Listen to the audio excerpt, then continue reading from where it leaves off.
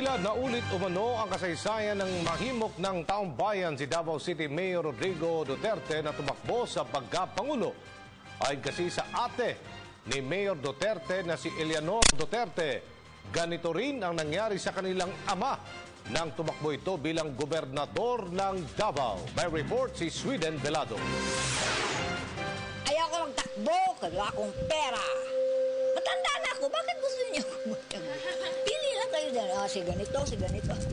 Ito ang mga katagang makailang ulit sinabi noon ni Davao City Mayor Rodrigo Duterte sa kabila ng malakas na panawagang tumakbo siya sa pagkapangulo.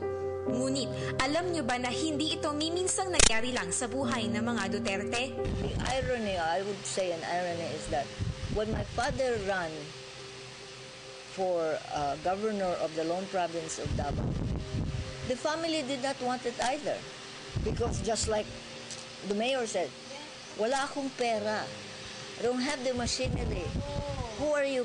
It's like history is repeating itself. So I told the family, what's happening to Mayor Rudy is like our dad all over again, and it's like the history repeating itself. Kwento ng nakatatandang kapatid ni Digong na si Eleanor Duterte, simpleng abogado lang ang kanyang ama noon na si Vicente Duterte.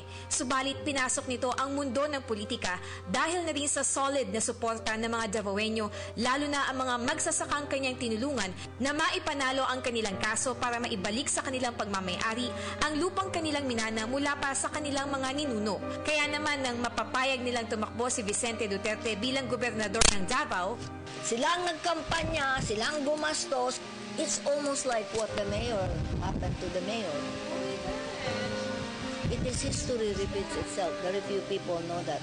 Ang Rodi Duterte Solid Group o RDSG na 15 taon nang sumusuporta kay Digong, libreng nag-imprenta ng mga Duterte t-shirt noong panahon ng kampanya.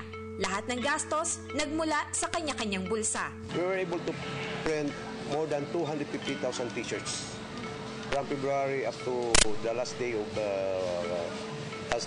campaign. Grabe, from the heart talaga yun, no? I don't recall it has ever happened in Philippine politics where people will put t-shirts and vote Duterte.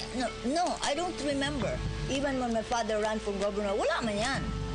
But diehard supporters, yes. Wala mang pera at makinarya, ang Duterte phenomenon ay resulta ng mainit na pagmamahal at buong pusong pagsuporta at pagtangkilik ng mga Pilipinong sabik na para sa pagbabago.